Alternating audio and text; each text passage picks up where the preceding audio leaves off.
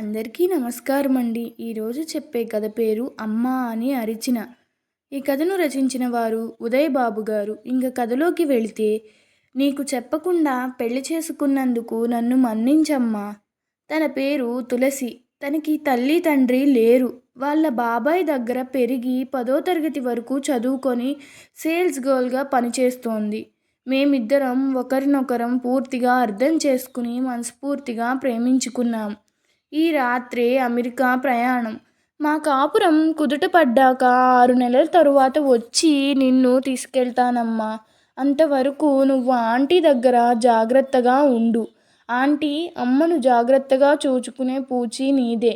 మమ్మల్ని మనస్ఫూర్తిగా దీవించండి మీరిద్దరూ అన్న వీరేంద్ర మాటలకు గుండె మండిపోతుంటే ఏదో అనబోయిన శకుంతల కళ్ళతోనే తన ప్రాణ స్నేహితురాలను భారతిని వరించింది. అన్యోన్య దాంపత్యమై వర్ధిల్లండి. కాస్త మీ అమ్మతో ఫోన్లో వారానికి ఒకసారైనా మాట్లాడుతూ ఉండు అంది భారతి. పిల్లా పాపలతో చక్కనైన కుటుంబం వర్ధిల్లండి అని పైకి దీవించి పరిపూర్ణ ఆరోగ్య ప్రాప్తిరస్తు అని మనస్ఫూర్తిగా అనుకున్న శకుంతల నిస్తజేయమైన కళ్ళల్లోని దైన్యం భారతికొక్కర్తికే తెలుసు. సరే అమ్మా, హోటల్కి వెళ్ళి సామాన్ అది సర్దుకోవాలి. ఒకరిద్దరు ఫ్రెండ్స్ని కలవాలి. మరి మేం వెళ్ళొస్తాం. అదేమిట్రా, పెళ్లి చేసుకుని వచ్చారు, కనీసం అమ్మ చేతి భోజనమైనా చేసి వెళ్ళండి అంది భారతి. లేదు ఆంటీ, ఫ్రెండ్స్ అందరికీ హోటల్లో రిసెప్షన్ ఏర్పాటు చేశాం. అక్కడే అన్నీను. అమ్మా, నువ్వలా దిగులుగా ఉంటే నాకు బాధగా ఉంటుంది. ప్లీజ్ నవ్వుతూ పంపమ్మా జాలిగా అడిగాడు వీరేంద్ర. సంతోషంగా వెళ్ళిరా నాన్న. ఆరోగ్యమే మహాభాగ్యం. ఆరోగ్యం జాగ్రత్త. తల్లి చిరునవ్వుతో దీవించడంతో ఆమె బుగ్గ మీద ముద్దు పెట్టి భార్యతో కలిసి క్యాబ్ ఎక్కి వెళ్ళిపోయాడు వీరేంద్ర. భారతి, నేను అనుకున్నట్టుగానే జరిగింది. చూశావా, అబ్బాయికి పెళ్ళయింది. రుణం తీరిపోయింది. కన్నీళ్లు ఎండిపోయిన గుండెలతో నిర్లిప్తంగా తన శకుంతలను గాఢంగా కౌగిలించుకుని, ఊరుకో సక్కు, నేనున్నాను అంది శకుంతల వెన్ను నిమురుతూ.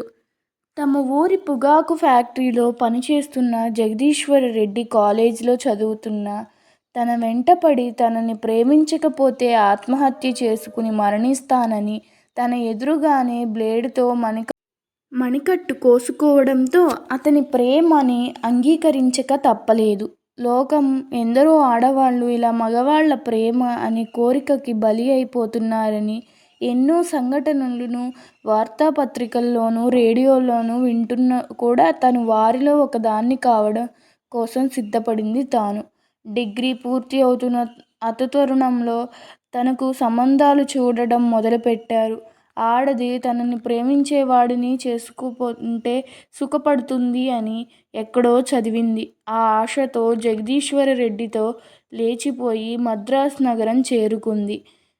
తెలుగు రాష్ట్రంలో అయితే తండ్రి ఎక్కడున్నా పట్టుకునే అవకాశం ఉంది. ఆ అవకాశం వారికి ఇవ్వకూడదన్న ఉద్దేశంతో ఫిలిం నగర్ కాలనీలో ఖరీదైన హోటల్లో సర్వర్గా చేరాడు జగదీష్. వీరేంద్ర పుట్టాడు ఖరీదైన కాలనీ కావడం వల్ల, అటు స్నేహితులు ఇటు టిప్పులు బాగానే రావడం వల్ల గుట్కాకు జూదానికి అలవాటు పడ్డాడు. వీరేంద్ర పుట్టిన 5వ సంవత్సరంలో ఒక హీరోకు డూప్గా నటించడానికి మొదటిసారి ఒప్పుకొని 5 అంతస్తుల భవనం మీద నుంచి దూకడంతో తీవ్ర గాయాలై హాస్పిటల్లో చేర్చిన శ్వాసలో లోపంతో మరణించాడు.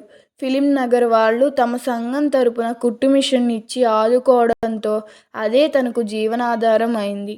అప్పుడే సినిమాల్లో చేరదామని ఇంట్లోంచి పారిపోయి మోసపోయిన భారతి తనకు పరిచయమై ప్రాణ స్నేహితురాలు అయ్యింది.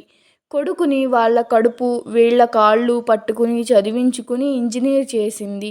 వీరేంద్రకి తరచూ జ్వరం రావడంతో డాక్టర్కు చూపిస్తే ఏడాదికి గుండెల్లో చిల్లు పడిందని, 10 సంవత్సరాల్లోపు పూడుకుపోతుందని, అలా జరగకపోతే ఆపరేషన్ చేయాల్సి వస్తుందని చెప్పారు.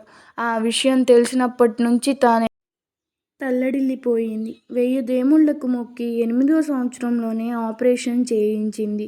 అప్పటి నుంచి వాడు కోరిందల్లా ఇచ్చి ఇంత వాడిని చేసింది. ఇప్పుడు తనకి నచ్చిన దాంతో హాయిగా వెళ్ళిపోయాడు అని వాపోయింది శకుంతల. ఆంటీ, అమ్మ రాలేదా?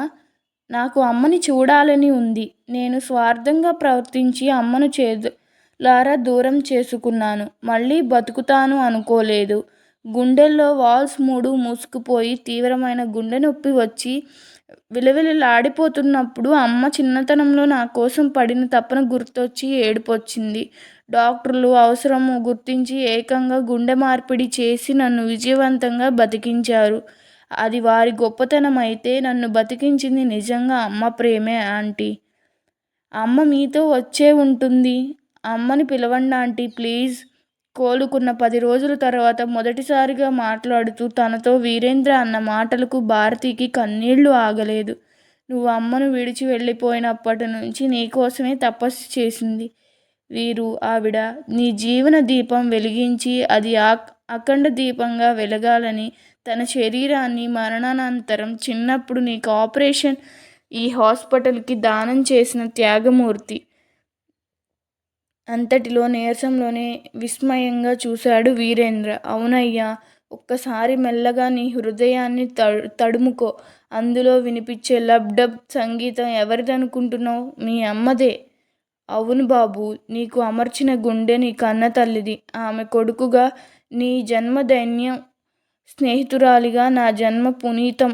వీరేంద్ర కనుకొలకు నుంచి జారిపోతున్న కన్నీళ్లను పట్టించుకోకుండా తన గుండెల మీద చెయ్యి వేసుకుని అపురూపంగా తడుముకుంటూ ఉండిపోయాడు.